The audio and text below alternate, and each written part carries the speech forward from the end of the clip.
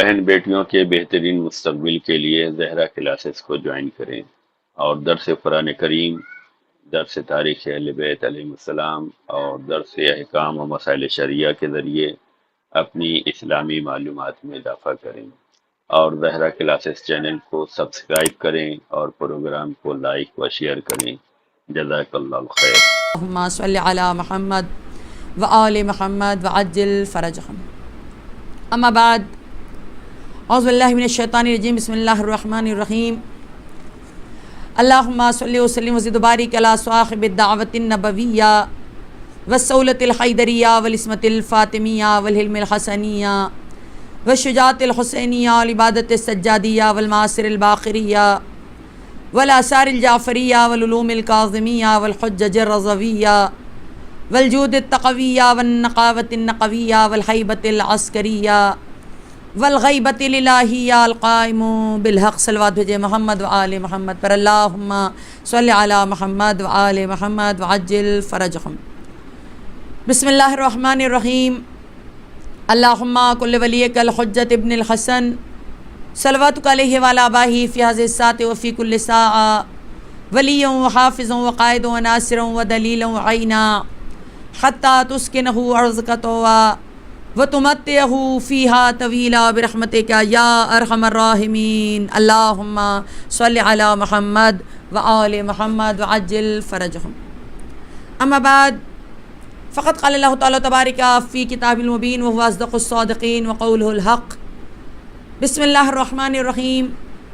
وما خلقت الجن والانس الا لیعبدون۔ صلوات بھیجے محمد وآل محمد پر۔ اللہم صلی علی محمد وآل محمد وعجل فرجہم۔ تمام تعریفیں توصیفیں اس پروردگار عالم کے لیے جس کائنات کا خالق ہے، اس کا رازق ہے، اور درود و سلام ہو رسول اور آل رسول پر۔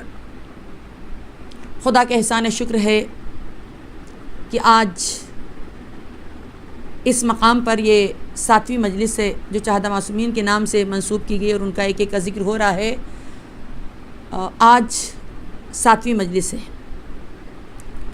آج جس کا مجھے ذکر کرنا ہے وہ کائنات کا چوتھا امام، امام چہارم ہے، اور معصوم ششم یعنی چھٹے معصوم ہے، معصومیت کے لحاظ سے چھٹے معصوم ہے۔ اور میں نے آپ کے سامنے جو آیت پڑھی، اس میں خدا اپنے تمام بندوں سے یہ ارشاد فرما رہا ہے کہ میں نے تمام جن اور انس کو نہیں خلق کیا، نہیں پیدا کیا مگر یہ کی عبادت کے لیے۔ یعنی اس آیت کریمہ میں انسان کی زندگی کی خلقت کا مقصد بیان کیا گیا ہے کہ یہ زندگی بے مقصد نہیں ہے۔ اور مقصد کیا بتایا؟ خدا کہہ رہا ہے کہ عبادت کے لیے، البتہ وہ ہماری آپ کی عبادتوں کا محتاج نہیں ہے نا، اس لیے کہ جس کی عبادت اتنے فرشتے کریں، تمام ہمارے انبیاء اوصیاء، تو ہماری اور آپ کی عبادت پہلی بات تو ہے کیسی ہے کہ نہیں ہے؟ غرور کرنے کے قابل تو کم سے کم نہیں ہے، سیدھی سی بات ہے۔ اور ہے کیسی؟ ہر ایک انسان اپنی عبادت کے بارے میں سمجھتا ہے، لیکن جب عبادت کا ذکر آتا ہے تو سب کی، پوری دنیا کی ہر ایک ایک کی عبادت ایک طرف، ہمارے چوتھے امام کی عبادت ایک طرف۔ کیا شان ہے چوتھے امام کی عبادت کی! آپ برابر سنتے رہتے، میں اس واقعے کو نہیں دہراؤں گی، صرف اتنا کہہ دوں، صرف اتنا کہہ کے میں آگے بڑھ جاؤں کہ چوتھے امام کی عبادت کی شان کچھ اس طریقے سے ہے، ہاں، کچھ ایسی شان ہے کہ جس کے لیے شاعر نے بھی کہا کہ بن کے سجدے کی زینت آئے سجادے حزین، چومتی ہے جن کے قدموں کو عبادت کی جبیں، اور دوست کا کیا ذکر ہے موذی کو یہ کہنا پڑا، موذی یعنی شیطان، دوست کا کیا ذکر ہے موذی کو یہ کہنا پڑا، انت زین العابدین انت زین العابدین۔ اب سمجھ میں آیا؟ یعنی واقعاً بہت بڑی بات ہے، اپنے اگر تعریف کریں کمال نہیں ہے، شیطان جو انسان کا کھلا ہوا دشمن ہے اس سے یہ کہلا لینا۔ دیکھیے بعض لوگ کہتے ہیں شیطان نے لقب دیا، میں اس کو ہرگز نہیں مانتی، اس لیے شیطان بدبخت کیا لقب دے گا، اس نے لقب نہیں دیا ہے، اس نے اس بات کو مانا ہے، لقب تو ہمارے رسول خدا دے کے گئے تھے، اس نے قبول کیا ہے، انت یعنی آپ ہی عبادت گزاروں کی زینت ہو، آپ ہی عبادت گزاروں کی زینت ہو۔ اللہ اکبر۔ تو اس کا مطلب کیا ہوا؟ جو چوتھے امام کو چاہنے والا ہوگا یقیناً وہ عبادت گزار ہوگا، وہ عبادت سے کترائے گا نہیں۔ خیر، اب میں اصل منزل کی طرف آ جاؤں کہ جیسا کہ میں بار بار دعا بھی کرتی رہتی ہوں، اللہ ہماری حنا باجی کو صحت کے ساتھ سلامت رکھے۔ ماشاءاللہ ماشاءاللہ، کیا اچھا واقعاً آپ کے دل میں خیال آیا، اور میں خود بھی آپ کی شکر گزار ہوں کہ ظاہر سی بات ہے زندگی تو مجلسوں کے پڑھنے ہی میں گزر رہی ہے، مگر پھر بھی اس طریقے سے ایک معصوم کے بارے میں اور زیادہ کیا کہتے ہیں مطالعہ کرنا اور پھر پیش کرنا، ظاہر سی بات ہے کہ ہم بندوں کی عادت ہی ہو گئی کہ جب تک سر پہ نہیں بات پڑتی تب تک وہ کام ہو نہیں پاتا.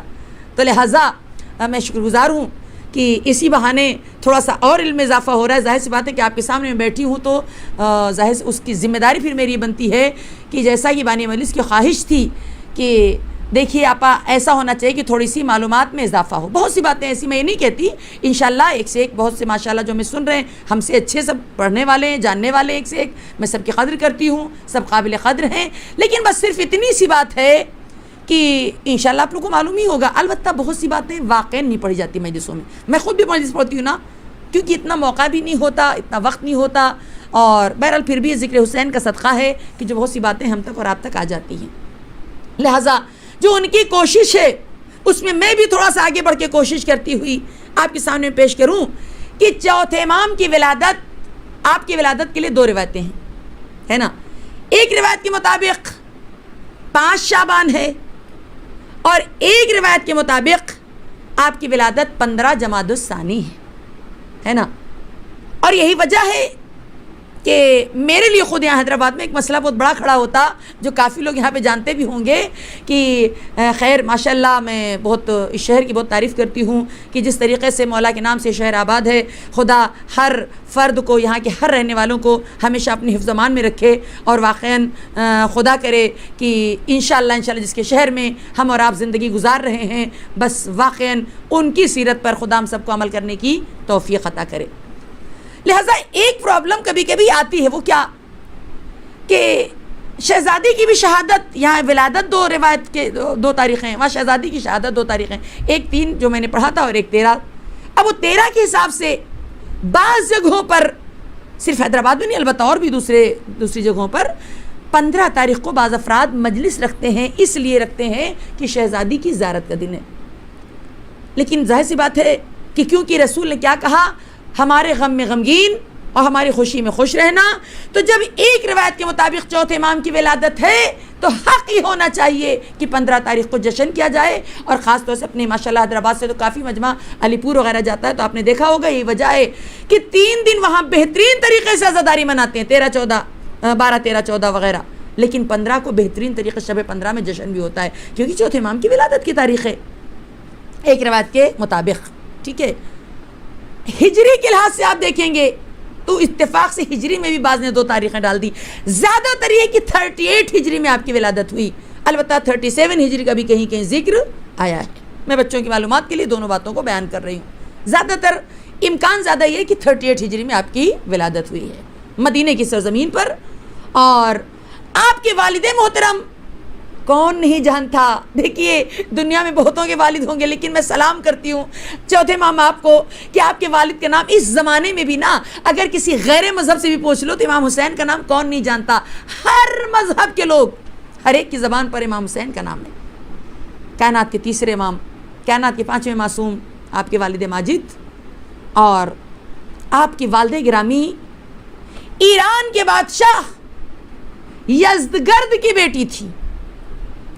اور یہ بھی میں بتاتی چلوں کہ جب رسول کی شہادت کے بعد 2 سال کے بعد 13 ہجری میں غالباً عمر کا زمانہ تھا، اس وقت ایران پر حملہ ہوا، اور ان لوگوں نے جب ایران کو فتح کیا ہے نا تو ظاہر سی بات طریقہ جنگ کا ہی ہوتا تھا کہ عورتوں کو اور بچوں کو سب کو اسیر کر لیتے تھے، مردوں کو اکثر قتل کر دیتے تھے، اکثر جو پکڑ میں آتے تھے، اور مال وغیرہ لوٹ لیتے تھے.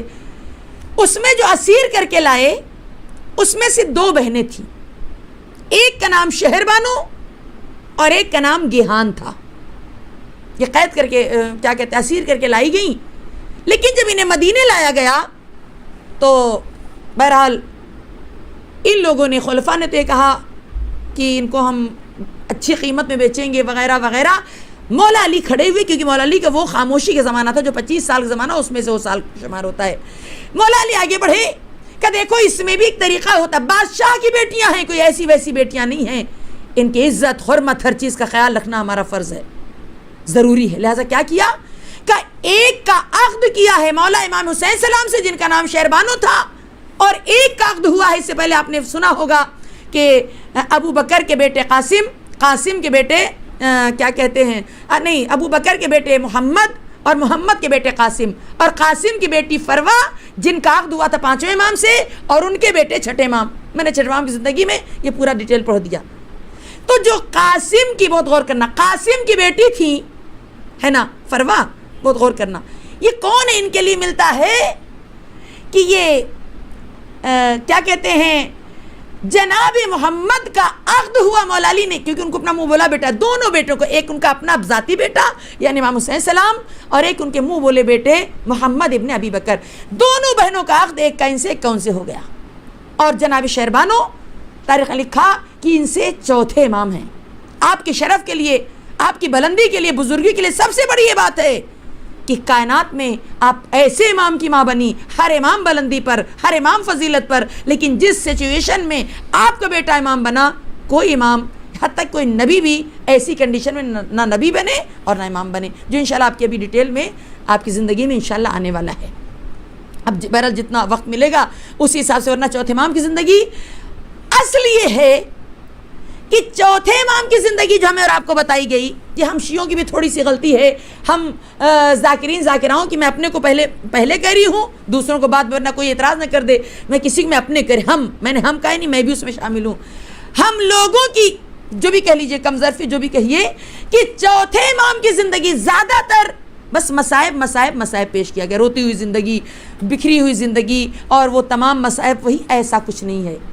چوتھے امام زندگی بھر بیمار نہیں تھے، یہ ہمیشہ یاد، پہلی بات تو اپنے ذہن سے نکال دیجئے کہ چوتھے امام حتیٰ کہ جب مدینے سے چلے آپ بیمار نہیں تھے، کربلا پہنچ گئے تب بھی آپ بیمار نہیں تھے، ایسا نہیں کہ مسلسل آپ بیمار، ایسا لگتا بس بیماری، حتیٰ کہ میں بہت معافی کے ساتھ کہنا چاہوں گی، بعض افراد تو شیعوں کی بات میں کر رہی ہوں، واقعاً کیسا عقیدہ مجھے سمجھ میں نہیں آتا کہ بیٹے کا نام رکھا سجاد اور بچہ بیمار تھا کچھ زیادہ، تو کسی نے ان سے کہا کہ آپ نام بدل دیجئے، کیوں؟ کہ اس لیے سید سجاد معاذ اللہ ہمیشہ بیمار رہتے تھے اور وہ آپ نے وہی نام رکھ لیا، اس لیے آپ کا بیٹا بیمار ہے۔ خبردار نہ کہنا، بلکہ عقیدہ کیا رکھنا، لاکھ کوئی بیمار ہو، ہاں پوری دنیا کے ڈاکٹرز اگر جواب دے دیں اور ایک کہہ دیں کہ مرض ہمارے قابو میں نہیں ہے، لا کر سید سجاد کے شفا خانے میں ایڈمٹ کر دو، ایسی شفا ملے گی کہ مریض بھی نہیں سمجھ پائے گا میں کبھی بیمار تھا۔ اور اسی لیے شاید ماشاءاللہ ہمارے حیدرآباد میں بہت پڑھا جاتا ہے کہ لاؤ بیمار کو عابد کے شفا خانے میں، کہہ دے جب سارا جہاں اس کی دوا کوئی نہیں، جب سارا جہاں کہہ دے اس کی دوا کوئی نہیں ہے تو سجاد کے شفا خانے میں شفا مل جایا کرتی ہے۔ یہ ہمارا آپ کا عقیدہ ہونا چاہیے۔ بہرحال کنزان زہرا، میں بات کو آپ کی والدہ کے بارے میں نے بتایا، یہ کوئی ایسے ویسے خاندان سے نہیں، اپنے زمانے کی سب سے زیادہ شریف نسب، نہایت حسین، متقی، پرہیزگار بی بی تھی۔ ایسے ہی ہر ماں کو چوتھے امام کے جیسا بیٹا نہیں ملا کرتا، ٹھیک ہے نا۔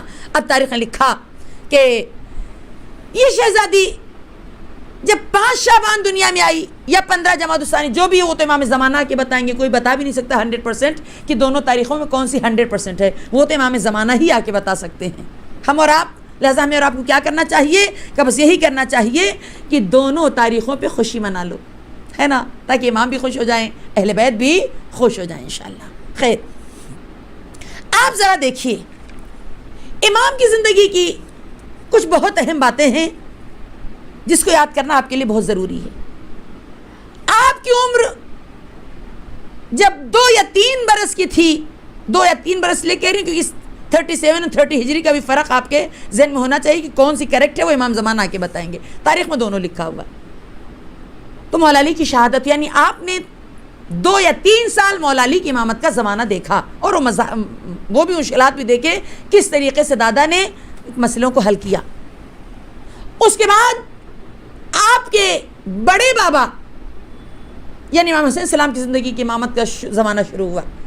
10 سال جو امامت کا زمانہ امام حسن کا، وہ بھی آپ نے درک کیا، محسوس کیا اور دیکھا، 40 ہجری سے لے کر 50 ہجری تک، اور 50 ہجری سے لے کر 61 ہجری تک تقریباً 10 سے 10.5 سال، بلکہ 10 ہی سال ہم کہیں گے کیونکہ محرم تو فوراً شروع ہوتا ہے 61 ہجری نا، 10 سال اپنے بابا یعنی تیسرے امام کی بھی امامت کا زمانہ چوتھے امام نے دیکھا ہے.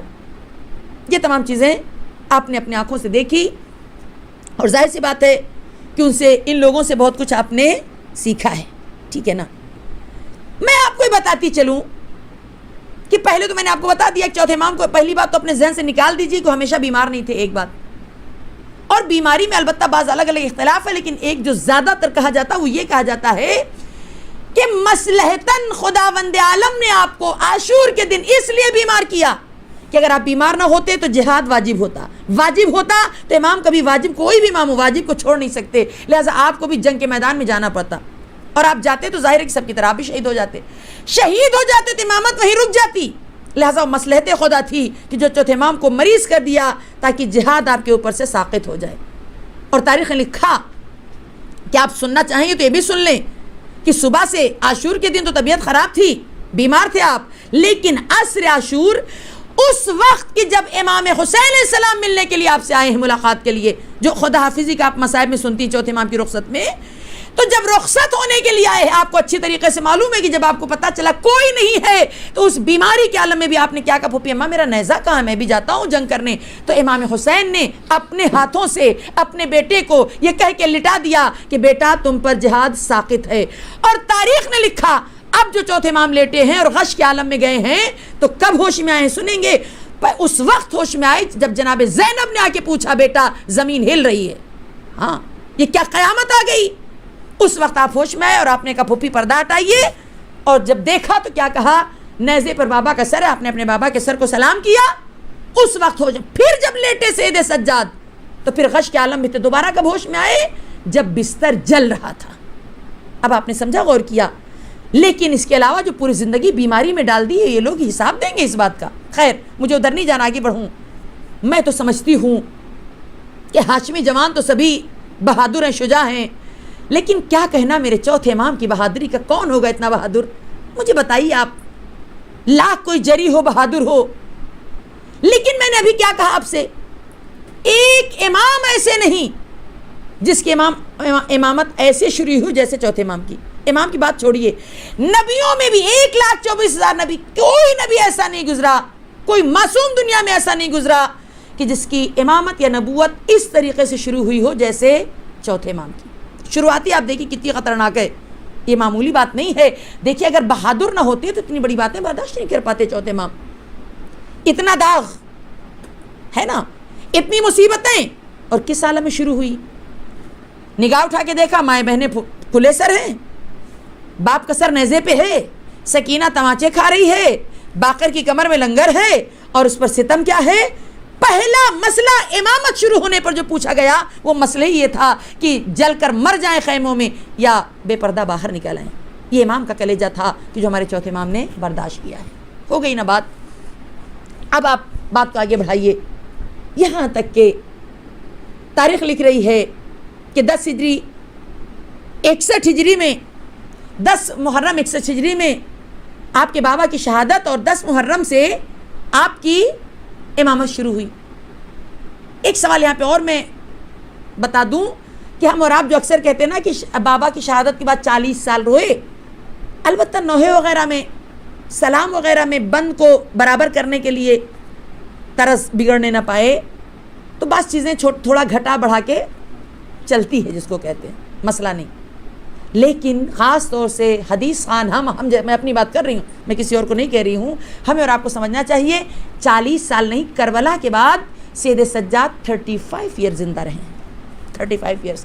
کیونکہ آپ دیکھیے 61 ہجری کا واقعہ ہے بالکل شروع کا کربلا کا, اور 95 ہجری چوتھے امام کی شہادت ہے, 25 محرم 95 ہجری. تو آپ جوڑ لیجئے کتنے سال ہوئے, 35 سال ہوئے, ہے نا. تو لہٰذا ہر ایک سے میری مطلب یہی ہے, کیونکہ میں اپنی بات تو مجھے بھی نہیں, میں بھی 40 ہی سال پڑھا کرتی تھی کبھی بچپن میں, لیکن بعد میں جب کتابوں کا مطالعہ کیا تو پتہ چلا کہ 40 نہیں 35 برس کربلا کے بعد آپ زندہ رہے ہیں. ٹھیک ہے, خیر آپ کی امامت شروع ہوئی. اور میں اگر بات کروں آپ کی زندگی کی عبادات کی, آپ کے کیا کہتے ہیں لین دین کی, لوگوں کے اوپر کرم کرنے کی, تو بے انتہا باتیں ہیں. لیکن میں ساری باتوں کو چھوڑ کے جا رہی ہوں. بس انشاءاللہ خدا ہر ایک کو توفیق دے کہ چوتھے امام کی زندگی کو پڑھیں اور کیا کہتے ہیں محسوس کریں کہ ہمارے امام نے کیسے زندگی گزاری. لیکن میں چند باتیں اہم ہیں میں آپ کو بتانا چاہ رہی ہوں جو بہت زیادہ ضروری ہے, عام طور سے جو نہیں پڑھی جاتی. وہ یہ ہے کہ آپ کی خصوصیات میں سے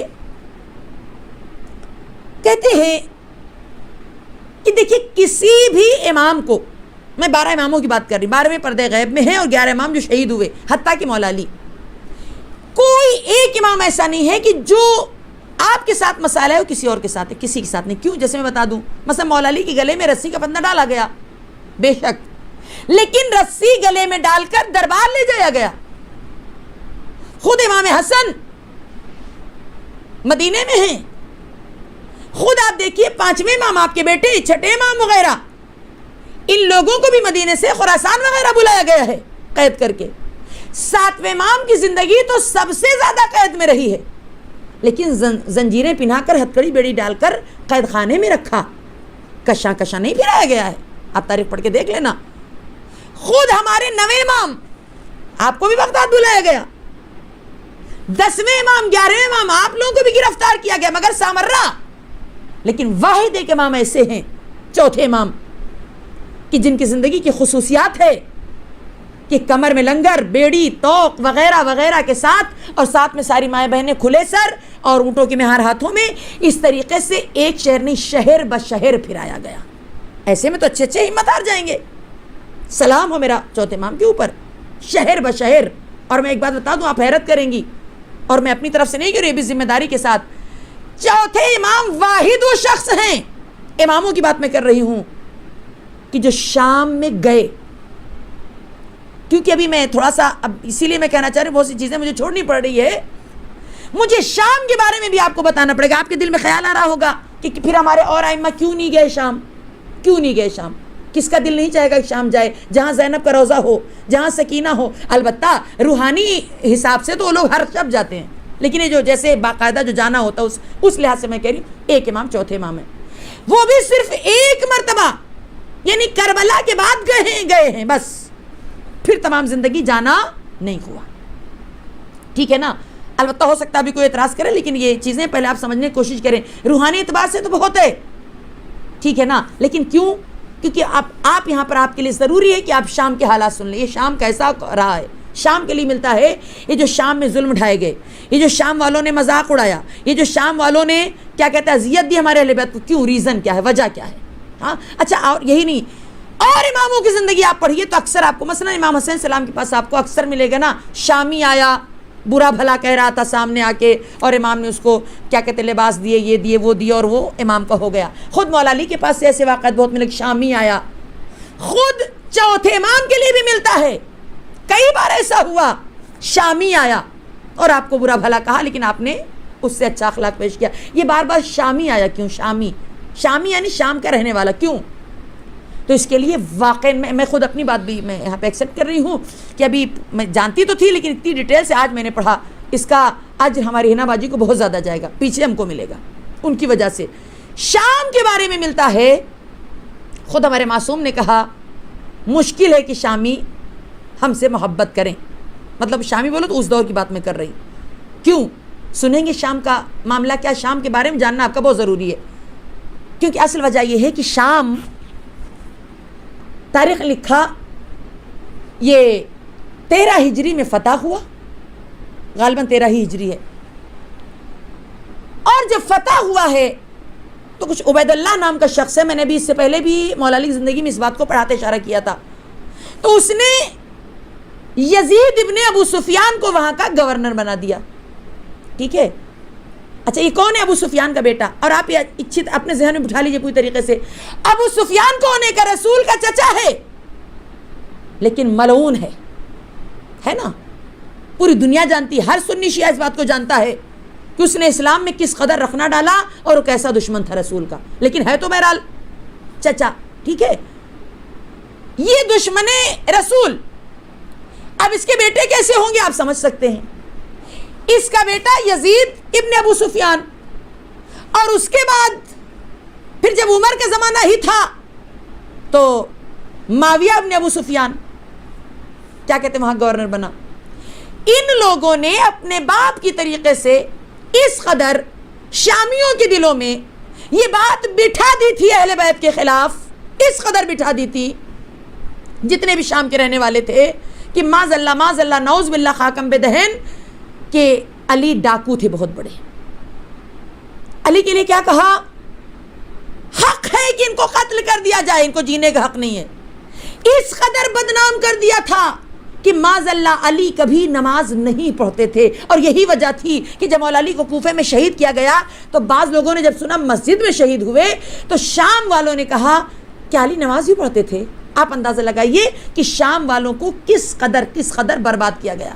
ہاں اچھا، آج کا میڈیا کا بھی زمانہ نہیں تھا، یہ ٹیلی فون، انسٹاگرام، یہ واٹس ایپ، یہ چیزیں تو تھی نہیں، ہے نا.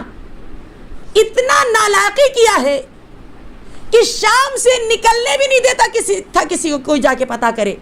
جو کچھ ڈالنا ہے وہی دماغ میں، وہی بھیجے میں سب کے ڈالنا ہے. اس قدر بغض اہل بیت سے سب کے دل کو کینے سے بھر دیا تھا معاویہ نے خاص طور سے. اور یہ کتاب میں جو بتا رہی ہوں یہ صرف ہمارے شیعوں کتابوں نہیں، آپ کو اہل تسنن کی بھی کتابوں میں مل جائے گا یہ پورے حوالات. ہاں کس قدر رکھنا ڈالا ہے اسلام میں کہ اسلام کی شکل کو بدل دیا تھا. آپ اندازہ لگائیے چوتھے امام کی غربت کا کہ کیسا اسلام ملا ہے آپ کو. یعنی ایک طریقے سے اچھا پھر یہ معاویہ نے سب سارا کارنامہ کیا، معاویہ کے بعد اس کا بیٹا یزید. اب آپ اندازہ لگائیے کہ جو خود وقت کا خلیفہ ہے، خلیفۃ المسلمین، اور کون کہہ رہا اپنے آپ کو کیا کہہ رہا ہے؟ خود معاویہ بھی، خود اس کا بھائی یزید بھی، خود اس کا بیٹا یزید بھی کیا کہہ رہا ہے کہ ہم تو قرابت دار ہیں رسول کے. اور یہی نہیں، یہ باتیں ہم کو سب کو معلوم ہونی چاہیے. اتنے سال کیونکہ زیادہ تر شام پر ابو سفیان کی اولاد کا کیا کہتے حکم چلا ہے، زیادہ تر وہی لوگ حاکم رہے ہیں. اب میں نے بتایا نا کہ جب یہ پہلی بار شام فتح ہوا تو ابو سفیان کی اولاد گورنر بنی، اس کے بعد معاویہ وہاں کا گورنر بنا، اس کے بعد خود اس کا بیٹا یزید وہاں کا گورنر بنا، اس کے بعد یزید کا بیٹا معاویہ، مگر اس کی حکومت کے لیے زیادہ تر ملتا 40 دن، اور بعض نے لکھا ہے کہ نہیں تقریباً 4 مہینے کچھ دن کے، جو بھی ہو. لیکن وہ اس نے باقاعدہ ممبر پر بیٹھ کر اعلان کیا کہ ہمارے باقاعدہ آپ کو روایتیں ملے گی، اپنے دادا کا بھی اقرار کیا کہ اس نے کیا کیا ظلم ڈھایا، اپنے باپ کا بھی، اور کیا کہا مجھے ایسی کرسی ایسی ممبر نہیں چاہیے. اور جب انکار کیا ہے تو بنی امیہ کے بادشاہوں نے باقاعدہ اسے زندہ قبر میں دفن کر دیا. معاویہ کے لیے ملتا جو یزید کا بیٹا معاویہ تھا، یہ کہہ کے کہ اس کے دل میں علی کی محبت، ان کے اولاد کی محبت ہے، ایسے لوگوں کو ہم نہیں دیکھنا چاہتے، ہے نا. تو شام میں زیادہ تر ابو سفیان کی اولاد کا قبضہ رہا، اور ان لوگوں نے کیا کیا آپ پوری دنیا جانتی ہے. خاص طور سے معاویہ نے غلط احادیث، آیتیں جو قرآن میں اہل بیت کی شان نازل، مثلا آیت تطہیر لے لیجیے، پوری دنیا جانتی ہے، ہر شیعہ سنی جانتا ہے کہ اہل بیت کی شان میں. لیکن شام والوں کو کیا معلوم تھا؟ نہیں، کیونکہ معاویہ نے اپنی طرف سے ایسا گڑھوا دی تھی حدیثیں کہ آیتیں تو ہمارے مثلا دادا کی شان میں نازل ہوئی، ہمارے باپ کی شان میں نازل ہوئی. سمجھ رہے ہیں آپ؟ خود بہت سی اس طریقے سے آتے جو اہل بیت کے نام کی تھی، اکثر شام میں اس میں بہت زیادہ خیانت ہوئی، کیونکہ شام والوں کو ادھر آنے نہیں دیا، جروانے نہیں دیتا، اس کی حکومت ہے. اور سنیں گے ظلم کیا ڈھایا گیا. یہ سب چوتھے امام سے اس لیے ریلیٹیو ہے کہ ان کے دور میں بھی ساری باتیں اس کے جراثیم پھیلے ہیں. اس قدر دشمنی علی سے معاویہ کی کہ ایک دن اس کا جو مشاور تھا امراس، اس نے معلوم کیا کہا، وہ بھی ڈنڈے تو بہرحال کھا ہی رہا ہوگا انشاءاللہ. وہ کہتا ہے کہ معاویہ کیا تو چاہتا ہے کہ میں تمہیں ایسی بات بتاؤں کہ تمام زندگی کیا کہتے تو راج کرتا رہے اور علی سے شام والے دشمنی کرتے رہیں؟ کہا ہاں بالکل بتا، کہ جو میں کہوں گا ویسی کرنا، کہ اچھی بات ہے. کہنے لگا رات میں آدھی رات جب گزر جائے پہلے یہ پتا کرو کس کے گھر میں چھوٹے بچے ہیں. پتا کر لیا گیا، جو بھی جتنے بھی گھر میں تھے بچے. سنو گے کیا کیا؟ کہ اگلی آدھی رات کو اپنے سپاہیوں کے ذریعے سب کے گھر میں، جس کے گھر میں بچے ہیں، بچوں کے لیے ایک چھوٹا بکری کا بچہ گفٹ کرو اور کہہ دو معاویہ کی طرف سے ہے. چلا گیا بکری کا بچہ سب کے گھروں میں. جب کئی مہینے گزر گئے اور بچے ان بچوں سے، بکری کے بچوں سے مانوس ہو گئے. بچے تو بچے ہیں، ان کو تو کھیلنے کے لیے کچھ ہونا، ٹھیک ہے نا. 2-3 مہینے کے بعد پھر وہ کیا کہتا ہے، وہی امراس معاویہ، دیکھیے علی کی دشمنی میں سب کچھ ہو رہا، کہ دیکھو ایسا کرو اب آج آدھی رات کو ان کے گھروں، پہلے دن جب بھیجا تھا تو کہا تھا ماؤں سے کہہ دینا جب بچے پوچھیں کہ بچہ کہاں سے آیا، کہہ دینا معاویہ نے بھیجا ہے. 3 مہینے کے بعد وہ کہتا ہے کہ تم لوگ جاؤ اور جا کر آدھی رات کو بچے لے کے آ جاؤ اور ماؤں سے کہہ دینا حاکم کا حکم ہے، حاکم ہے نہیں معاویہ کا حکم ہے کہ آج جب بچے صبح میں اٹھیں اور اپنے بکری کے بچے کو تلاش کریں تو کہہ دینا علی چرا لے گئے۔ آپ سوچیں کتنی خیانت اسلام میں ہو رہی ہے، یہ ہم کو معلوم ہونا چاہیے ساری باتیں۔ کیوں؟ تاکہ بچے ہوتے ہیں، ان کو ان کی چیز جس چیز سے محبت ہو جائے چھین لو تو اپنے گھروں میں قیامت آ جاتی ہے نا، نہ کہ یہ دشمنی بوئی جا رہی ہے شام والوں کے دل میں کہ علی کا نام آئے تو یہ بچے جب بڑے ہوں تو نام لیتے ہی لعنت بھیجیں، نام لیتے ہی وہ غصے میں آ جائے کہ علی نے ہمارے ساتھ کیا اچھا کیا، کیونکہ شام میں ان کی حکومت ہے، حاکم کی ڈر سے سب کو بولنا ہی بولنا ہے۔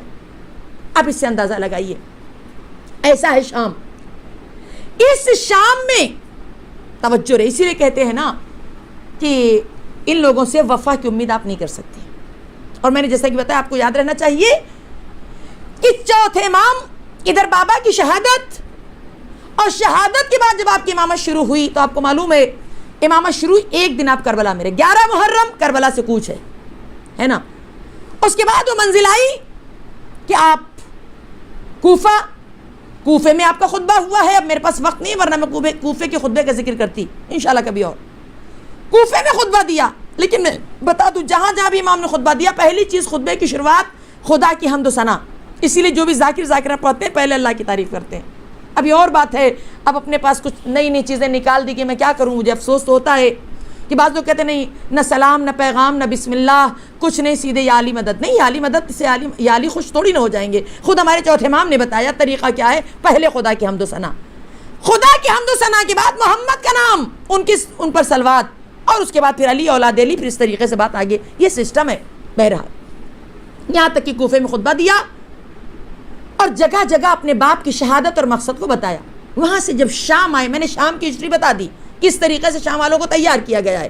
جب شام میں پہنچے، اچھا یہی نہیں، یہ بھی خود معاویہ کے بیٹے یزید نے سب کے دلوں پہ ڈال دیا تھا کہ رسول کے قرابت دار ہم ہی ہیں، اور اس کے علاوہ معاذ اللہ کوئی ان کا ہے نہیں۔ اس قدر بٹھا دیا تھا، یعنی معاذ اللہ کوئی بچا ہی نہیں ہے اب ان کا۔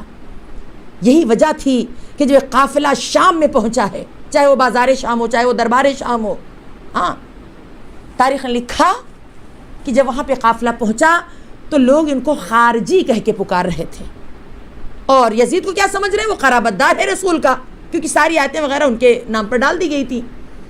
لیکن میں بتاؤں، یہ ہے شجاعت ہمارے چوتھے امام کی کہ جہاں پر مائیں بہنیں کھلے سر ہوں، کوئی کوڑے کھا رہا، کوئی تماچے کھا رہا ہے، خود کا عالم یہ، ہاں، لیکن اس پر سید سجاد کا عالم کیا ہے، واقعا سبحان اللہ، قربان جانے ہماری نسل در نسل امام پہ قربان ہو جائے تو کم ہے کہ واقعا اتنی ہمت اتنی شجاعت کون دکھا سکتا ہے کہ جب شام کے بازار میں قافلہ چلا اور ایک شامی کا ذکر ملتا ہے جو بوڑھا تھا، ضعیف تھا، اور جب انہوں نے بتایا ہے کہ آیت تطہیر کے وارث ہم ہیں تو باقاعدہ اس نے چیخ لگائی ہے، رویا ہے، اور اس نے کہا کہ خدایا مجھے معاف کرنا، میں نے تو آج تک یہ سنا ہی نہیں تھا۔ اور اس کے علاوہ اور بہت سے واقعات ہیں۔ پھر دوسرا واقعہ جو بہت اہم ہے، جو کبھی ذکر تو ہوتا ہے واقعہ لیکن ان کا ذکر نہیں ہوتا، جو طلحہ کا بیٹا تھا، اور آپ کو معلوم ہے طلحہ کیونکہ جنگ جمل میں عائشہ کی طرف سے آیا تھا علی کے مقابلے میں، اور قتل ہوا تھا وہ علی کے ہاتھوں، تو ظاہر کو دشمنی تو تھی نا، تو اس کا بیٹا دشمنی نکال رہا تھا۔ چوتھے امام کو پہچان گیا اور آ کے کہتا باقاعدہ، بتائیے ہارا کون جیتا کون، دیکھو آپ کا عالم کیا ہے۔ تو چوتھے امام نے سر اوپر اٹھا کے بلند کیا کہ ابھی اذان ہوگی، سن لینا کہ جیتا کون ہارا کون، تمہارے کسی کا نام آ جائے سمجھنا تم جیتے، لیکن میرے جد کا نام آئے سمجھنا ہم جیت گئے۔ یہ جرأت کی بات ہے، اتنی مصیبتوں میں اتنی بڑی بات بولنا، یہ انہی کا گھرانہ ہے۔ یہاں تک کہ جب دربار میں آئے تو آپ کو معلوم ہے کہ دربار میں جو واقعات ہوئے وہ ساری باتیں میں ابھی نہیں بتا رہی ہوں، بس میں آگے بڑھ جاؤں کہ یہاں تک کہ یہ چوتھے امام کا بہت بڑا کردار ہے، تاریخ اسے کیسے بھلا سکتی ہے کہ وہ منزل آئی کہ دربار اور دربار کے بالکل ملی ہوئی وہاں مسجد بھی تھی۔ کہتے ہیں کہ اس نے ملعون نے، خدا لعنت کرے یزید کے اوپر، کس نے جو درباری کیا کہتے ہیں خطیب تھا، اور آج کل بھی مسئلہ چل رہا ہے، بعض لوگ ایسے ہی ہیں بکے ہوئے، ان کو باقاعدہ سیلری اس بات کی دی جاتی ہے جو ہم کہیں وہی بولنا، اس کو بٹھایا اور اس نے سب کے علی اور اولاد علی کے شان میں گستاخی جب شروع کی تو تاریخ نے لکھا یہ جرت کی بات ہے کہ فوراً چوتھے امام تو بولے، لیکن ہمارے پانچویں امام جس کی عمر اس وقت 3 یا 4 برس، 4 برس سے زیادہ نہیں تھی، 57 ہجری میں آپ کی ولادت ہے جو انشاءاللہ اب کل آنے والا ہے، ٹھیک ہے نا، وہ بولے. انہوں نے کیا جملہ کہا؟ بہت بڑی بڑی باتیں کہی تھی، بس اتنا کہہ دوں کہ امام نے باقاعدہ کہا کہ سن لو کان کھول کے کہ جو حلال زیادہ ہوگا وہ کبھی امام کو ستا نہیں سکتا، لہٰذا آپ تم سمجھ لو کہ تم کیا ہو، ہے نا. خیر وہ بہت بڑی بات تھی، ادھر میں نہیں جا رہا، میں آگے بڑھ جاؤں، وقت بہت تیزی سے جا رہا. یہاں تک کہ تاریخ نے لکھا کہ امام جب امام نے وہاں پر جو خطبہ دیا، سب سے بہترین اور بہت بڑا خطبہ آپ کا شام کا ہے، جو ایک الگ پورا پروسیجر ہے اس کا، اور خطبوں کے ذریعے بتا دیا ہم کون ہیں، ہمارے ساتھ کیا ظلم ڈھایا گیا. اور آخر میں جب یزید نے دیکھا اس کی فوج اب اس کے خلاف ہونے کو ہے تو اس نے فوراً مؤذن کو بھیجا، اور جب مؤذن کو بھیجا اس نے اذان دینا شروع کیا. تو یہاں پہ بہت بڑا مسئلہ ہے، آج جو لوگ اعتراض کرتے ہیں کیوں، یعنی دشمن بھی جانتا تھا کہ جب اللہ کا نام آئے گا تو یہ اپنی گفتگو کو روک لیں گے، اور سید سجاد رک گئے، باقاعدہ رکے. یہ تاریخ کا ہے. کب بولے؟ کہ جیسے ہی اس نے کہا اشہد ان محمد رسول اللہ، کے تب بولے بتا یزید یہ تیرا نانا ہے یا میرا نانا ہے. یزید کو کہنا پڑا آپ کا نانا، اور وہاں سے بتا دیا ہم کون ہیں، مال رسول ہے، ساری باتیں. اور یہاں تک کہ تاریخ نے لکھا یہ ساری چیزیں ختم ہوئی، اور سید سجاد کے لیے ملتا ہے کہ یہ تمام چیزیں آپ اندازہ لگائیے، پوری زندگی. اور پھر وہاں سے مصائب کا دور تو بہرحال کربلا سے شروع ہو چکا تھا، لیکن آپ کا اس طریقے سے مدینے کی طرف آنا. لیکن مدینے میں آنے کے بعد بھی دیکھیے آپ لوگ اس بات کو ہمیشہ 61 ہجری میں 61 میں امام حسین کی شہادت اور آپ کی امامت کے آغاز، 62 میں امام مدینہ 1 سال قید خانے میں رہے ہیں، پھر 63 میں خدا یزید پر لعنت کرے. یہ سب امام نے واقعی سہا ہے، بہت بڑی باتیں ہیں. مدینے میں آپ ہیں، 63 ہجری میں یزید کے حکم سے مدینے میں مسجد نبوی میں باقاعدہ گھوڑے بندھوائے گئے. اور صرف یہی نہیں، 3 دن تک مدینے کی عورتوں کو حلال قرار دیا تھا یزید کی فوج کے لیے، یعنی جو جس کے ساتھ جیسا سلوک چاہے کرے. اس میں صرف امام سید سجاد کا گھرانہ بچا تھا بس، ٹھیک ہے نا. پھر آپ کے زمانے میں کئی قیام ہوئے، اس قیام کا نام ہے قیام حرہ. ایک اور قیام ہوا قیام مختار، جس کا میرے پاس اب وقت نہیں، میں کبھی اور بیان کروں گی انشاءاللہ. بہت سے قیام کا آپ نے سامنا کیا ہے، ٹھیک ہے. اور اس کے علاوہ 75 ہجری میں ملتا ہے کہ پھر پہلے تو یزید کے زمانے میں ایک بار یزید نے غالباً 64 ہجری میں یزید نے اپنے مرنے سے پہلے خانہ کعبہ کو آگ لگوائی، انگارے برسائے گئے. یہ سب جو وارث کعبہ ہو اس کا اپنی آنکھوں سے دیکھنا یہ آسان بات نہیں ہے. بہت برداشت کیا میرے مولا نے، بہت سہا ہے، کیسے برداشت کیا ہوگا. اور تاریخ لکھا کہ جب یہ واقعات ہو رہے تھے تو ہمارے چوتھے امام اس مقام پہ جو مدینے کے قریب ایک دیہات تھا جہاں مولا علی نے اپنی 25 سالہ زندگی گزاری تھی، وہیں پہ چوتھے امام چلے گئے. اور صرف گئے تو خاموش نہیں رہے. ہاں، کون سا جہاد کیا چوتھے امام نے؟ کہ سب سے بڑا جہاد یہ کیا، 2 جو بہت اہم ہے جس کو ہر شیعہ کو یاد ہونا چاہیے. معلوم کیا کیا ہے؟ اسلام کو بچانے، کیونکہ اسلام کی صورت یزید نے بگاڑ دی تھی. ہاں، ایک دم بگاڑ دی تھی. شامیوں کے دل میں تو بسا ہی دیا تھا، دھیرے دھیرے اوروں کے پاس یہ بری، کیونکہ شامی کیا دیکھ رہے تھے کہ جو خلیفہ ہے رسول کا قرابت دار کہتا ہے، وہ جب کھلم کھلا شراب پی رہا تو ہمارے پینے میں کیا، وہ جب بہن بیٹیوں سے نکاح کر رہا ہے تو ہمارے نکاح کرنے میں کیا، ہاں، وہ جب کتوں کے ساتھ کھیل رہا ہے تو ہمارے کھیلنے میں کیا، وہ جب زنا عام کر رہا ہے تو ہمارے یہ ساری چیزیں اس نے ساری برائیاں پھیلا دی تھی، عام ہو گئی تھی. ایسا اسلام کو اس طرح بگاڑا تھا کہ یہ والی شکل اسلام کی کیا کہ چوتھے امام کے پاس تھی. اس کو پھر سے زندہ کرنا اور ایک ایک کو امام کو اسلام کی حقیقی شکل کو پہچانوانے چوتھے امام کا کلیجہ ہے. احسان ہے پوری دنیا پر. اور کیسے، کس طریقے سے، وہ 2 چیزیں آپ کو یاد ہونا چاہیے کیونکہ میرا وقت اب ختم ہونے جا رہا. پہلی چیز صحیفہ سجادیہ، صحیفہ کاملہ، جو دونوں ایک ہی نام ہے. ان دعاؤں کو بیٹھ کر کبھی کبھی پڑھا کریے. یہ صرف دعا ہی نہیں ہے، اس میں پورا اسلام ڈال دیا ہے سید سجاد نے. کیونکہ اتنی بندش تھی. سید سجاد کا مسئلہ یہ تھا کہ جب آئے ہیں امام تو کیونکہ سارے مرد تو شہید کر دیے گئے تھے، امام کہتے ہیں میرے پاس میرے اپنے اتنے بھی نہیں تھے کہ میں انہیں انگلیوں پہ گن لیتا. حتیٰ کہ سب سے بڑی مصیبت آپ کے لیے ہے کہ اپنے گھر میں آپ کو امامت ثابت کرنی پڑی. کیسے؟ محمد حنفیہ کے سامنے جو آپ کے چچا تھے. البتہ وہ ایسے کھلے ہوئے دشمن تو نہیں تھے، وہ کم علمی کہہ لیجئے، جو بھی کہہ لیجئے، مجھے تو بہرحال میں اپنی زبان سے میں کیا کہہ سکتی ہوں، میں خود کم علم ہوں، لیکن باقاعدہ یہ بات آئی کہ بیٹا سجاد یہ امامت سنبھالنا آپ کے لیے مشکل ہے، آپ کے بس میں نہیں ہے، میرے حوالے کر دو۔ تو سید سجاد باقاعدہ یہ پورا واقعہ آپ کو ملے گا، محمد حنفیہ کو لے کر مکہ گئے ہیں اور کیا کہا، اے چچا اس کا فیصلہ حجر اسود کرے گا۔ کیسے کہ آپ بھی سلام کریے، میں بھی، جس کے سلام کا جواب آئے وہی امام ہے۔ محمد حنفیہ نے سلام کیا، بالکل کوئی خاموشی رہی، لیکن جب چوتھے امام نے سلام کیا تو صرف جواب نہیں بلکہ وعلیکم السلام یا حجت اللہ فی ارضہ، پورا جواب آیا ہے۔ ٹھیک ہے، تو یہ امام کی ایک مظلومیت ہے کہ گھر میں ان کو ثابت کرنا پڑا ہے۔ تو پہلا کام جو کیا اسلام کو بچانے کے لیے، صحیفہ سجادیہ کے ذریعے پورا اسلام اس میں ملے گا، ہر چیز اس میں، کیونکہ پابندی تھی امام کے اوپر، تو لہٰذا دعا کا سہارا لیا، ایک دعا کا، جو بہت بڑا سید سجاد کام ہے۔ اور دوسرا کام چوتھے امام کو جو بہت بڑا ہے وہ یہ کہ آپ غلام خریدتے تھے، پورا پیسہ تقریباً اسی غلام کے خریدنے میں لگاتے، 1 سال تک غلام کو اپنے پاس رکھتے، اس کی پرورش کرتے، اس کی تربیت کرتے، اور پھر عید کے موقع پر اسے آزاد کر دیتے۔ وہ غلام جہاں جاتا ہر جگہ علی علی کروا دیتا۔ اللہ اکبر، یہ کام بہت بڑا کیا ہمارے چوتھے امام نے، بہت بڑا۔ اس میں سے آپ کو واقعات برابر ملتے رہتے ہیں۔ ایک بات جملہ کہہ دوں، آج کی دنیا میں لوگ اپنے بچوں کی پرورش نہیں کر پاتے، نہ کہ ہمارا چوتھا امام غلاموں کی ایسی پرورش کی کہ جس نے اسلام زندہ باد کروا دیا۔ بہت بڑی بات ہے یہ، چوتھے امام کی زندگی بہت اہم ترین زندگی ہے۔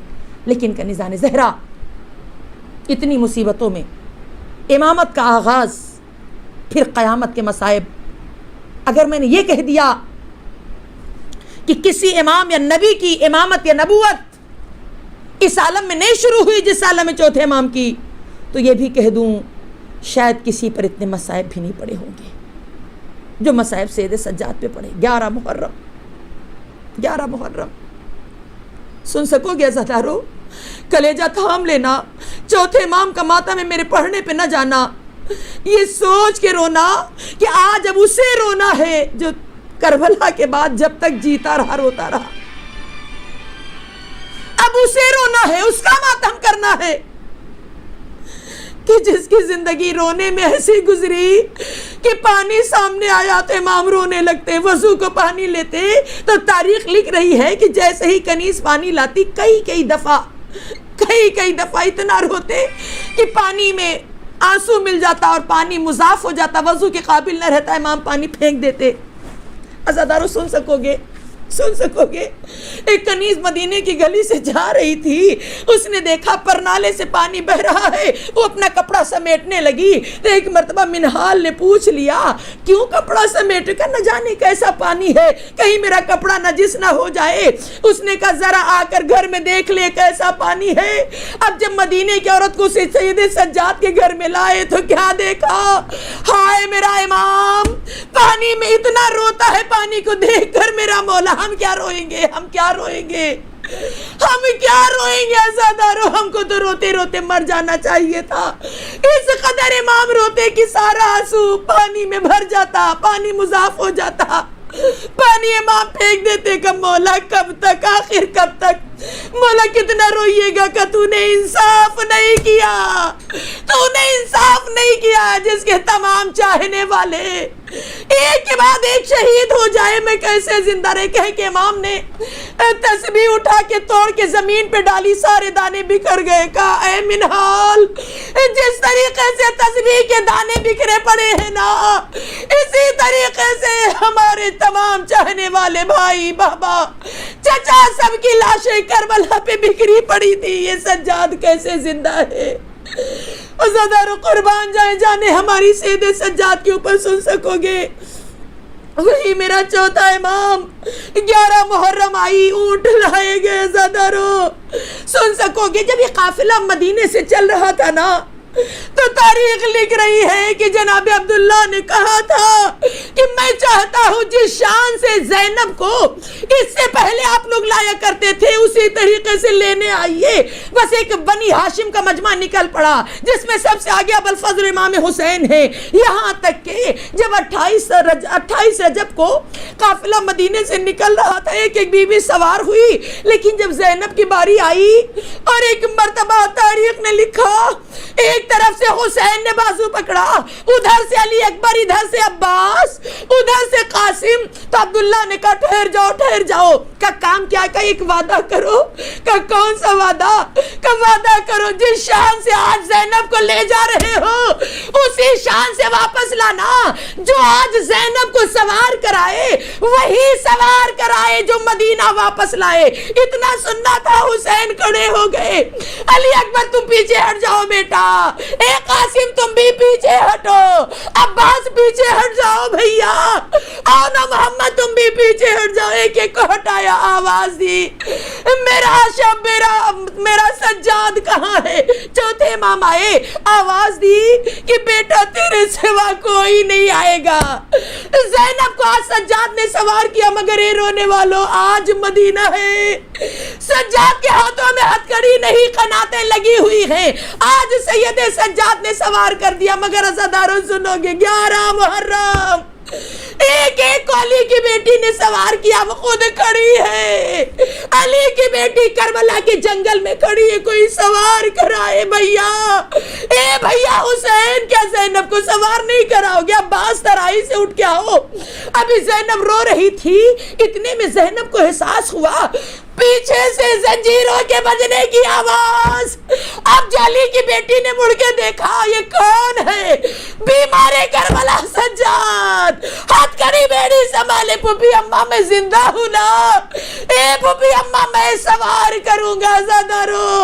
یہ کہہ کے ہتھیلیوں کو زمین پہ ٹیکا۔ مجھے نہیں پتا علی کی بیٹی کیسے سوار ہوئی، مگر جب سب سوار ہو گئے، کس غربت کا میں ذکر کروں، مولا کاش روتے روتے مر جاتے۔ تاریخ نے لکھا بیڑی ایک ہے، پیر دو ہیں، دونوں پیروں کو ایک بیڑی میں ڈالا، ہاتھوں میں ہتھکڑی ہے، کمر میں لنگر ہے، لنگر کا جو حصہ بچ گیا اسے باقر کے گلے میں ڈال دیا۔ میرا بیمار امام چلا عزادارو، سن سکو گے تاریخ لکھ رہی ہے کہ اب جو اونٹ دوڑائے گئے نا، اچھا اس پر ستم کیا ہے کہ جس پر مائیں اور پھوپھیاں سوار ہیں، اس کی مہار سجاد کی ہاتھوں میں۔ اب جو ظالموں نے اونٹ دوڑایا، کیونکہ بیڑی ایک ہے، پیر دو ہے، سجاد لڑکھڑائے زمین پر منہ کے بل گرے، اونٹ روکا نہیں گیا، اونٹ اور دوڑایا گیا، سجاد میلوں گھستے گئے، کھال پھٹ رہی ہے، خون بہ رہا ہے۔ کوئی زینب سے پوچھے سجاد کو کیسے تڑپتا دیکھا ہوگا، کانٹوں پہ چلایا گیا۔ ہائے میرا غریب امام، ہائے میرا مظلوم امام، فرصت دینے میں کمی نہ کرنا عزادارو۔ تاریخ لکھ رہی ہے یہ قافلہ اسی عالم میں کوفے پہنچا، یہاں تک کہ جب یہ قافلہ شام میں پہنچا ہے نا عزادارو، تاریخ لکھ رہی قافلہ تو شام میں پہنچ گیا تھا، شام سج چکا تھا، شام کے بازار سج گئے تھے، دربار باقی تھا لیکن بازار سج گئے تھے۔ مگر میرا غیرت دار امام، شام میں جب قافلہ پہنچا تو قافلہ ٹھہرایا گیا، یہ کہہ کے ٹھہرایا گیا کہ دن میں ذرا زیادہ مجمع آ جائے گا تاکہ علی کی بیٹیوں کو زیادہ مجمع سے گزارا جائے۔ ہائے غیرت سجاد، ہائے میرا بیمار امام۔ تاریخ لکھ رہی قافلہ اس طریقے سے شام میں آیا۔ میں کس زبان سے بیان کروں؟ ایک ساکر بیان کرتا ہے ایک مقام پر راستے میں قافلہ ٹھہرا، مجھے نہیں پتا کون کون برداشت کر پائے گا، مجھے نہیں معلوم عزادارو۔ قافلہ ٹھہرایا گیا، سارے یزیدی خیموں میں چلے گئے، ٹھنڈے پانی نوش فرما رہے ہیں، اہل بیت زمین پر بیٹھے ہیں، سارے قیدی زمین پر تھے۔ ایسے میں سید سجاد اٹھے، ہتھکڑی بیڑی سنبھالی، سامنے ایک درخت نظر آیا، میرا بیمار امام درخت کے سائے میں آ کے بیٹھ گیا، لیکن عزادارو برداشت کر پاؤ گے، سامنے ہی ایک شقی کا خیمہ، ملعون نے دیکھا سجاد سائے میں آ گیا، ایک مرتبہ تازیانہ لیا، بیمار کے قریب آیا، ہائے پوچھتے سجاد، دروں کی بوچھار ہونے لگی، میرا امام کمزوری کے عالم میں کبھی گر رہا ہے کبھی رو رہا ہے، زینب نے خود کو بلندی سے گرایا، کوہنیوں کے بل چلی، سجاد کے اوپر خود کو گرا دیا کہ ظالم تیرا جتنا دل چاہے مجھے درہ لگا لے مگر میرے بچے کو چھوڑ دے، اب اس کے علاوہ کوئی مردوں میں نہیں ہے۔ پھر زینب سجاد سے کہتی بیٹا اے میرے بچے کاش تم سائے میں نہ آتے، اس تازیانوں سے تو بچ جاتے۔ عزادارو یہ سننا تھا، سجاد کی غربت سنو گے ہاتھوں کو جوڑ کے کہا پھوپھی اماں آپ امام کی بیٹی ہے، امام کی بہن ہے، معصوم کی بیٹی، اتنا بتائیے پھوپھی اماں کہ اگر لوہے کو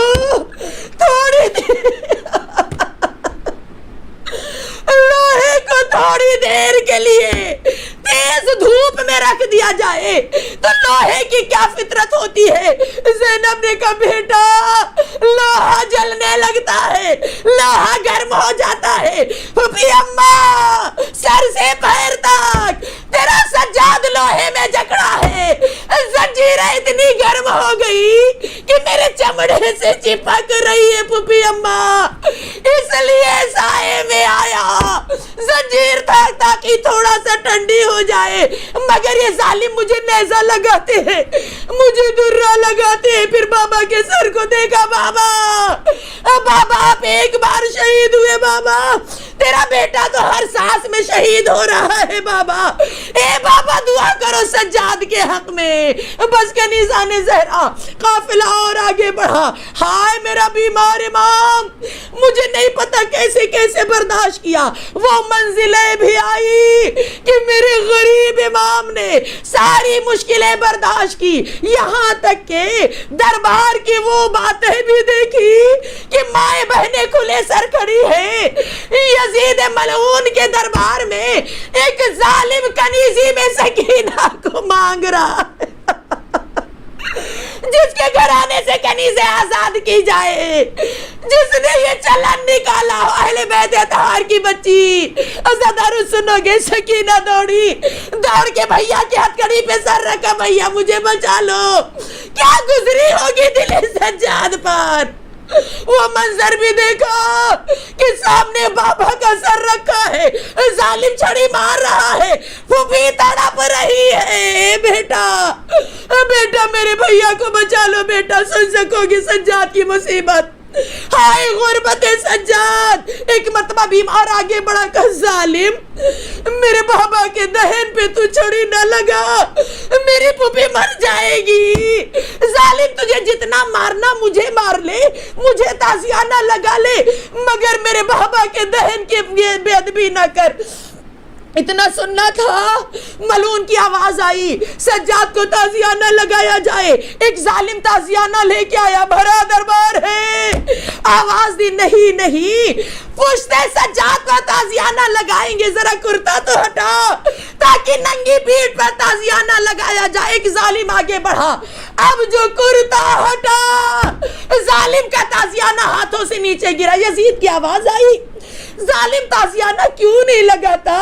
وہ کہتا ہے یزید ذرا آگے خود ہی دیکھ لے، پوچھتے سجاد پر کوئی جگہ ایسی نہیں جہاں سے خون نہ بہ رہا ہو، کھال پھٹ گئی ہے، جگہ باقی نہیں۔ سجاد کو درہ کہاں لگاؤں جس کی غربت پر دشمن اعلان کر رہا ہے؟ اب ذرا سوچو زینب یہ منظر کیسے دیکھ رہی ہوگی، کلثوم نے کیسے دیکھا ہوگا، رباب اللیلہ نے کیسے برداشت کیا ہوگا۔ بس کنیزہ نے زہرا، مجلس ختم ہو رہی، آخری جملے وہی بیمار امام، ہائے 25 محرم کو امام کو زہر دے دیا گیا، 95 ہجری تھی جب یہ امامت کا چراغ گل ہو گیا، حسین کا رونے والا چلا گیا، امام باقر نے غسل دیا، کفن پہنایا، اب جو لاشا اٹھایا ہوگا عجب نہیں چوتھے امام روح رو کے کہہ رہی ہوگی بیٹا اولاد اسی لیے ہوتی ہے، تو نے مجھے غسل دیا، کفن پہنایا، ہائے میں غریب، میری آنکھوں کے سامنے بابا کے لاشے پہ گھوڑے دوڑ رہے تھے، لاشا پڑا رہا، میں کربلا سے کوفہ سے شام چلا گیا، بعد میں دفن کرنے کو آیا۔ انا للہ۔ بہن بیٹیوں کے بہترین مستقبل کے لیے زہرا کلاسز کو جوائن کریں اور درس قرآن کریم، درس تاریخ اہل بیت علیہ السلام اور درس احکام و مسائل شریعہ کے ذریعے اپنی اسلامی معلومات میں اضافہ کریں، اور زہرا کلاسز چینل کو سبسکرائب کریں اور پروگرام کو لائک و شیئر کریں۔ جزاک اللہ خیر۔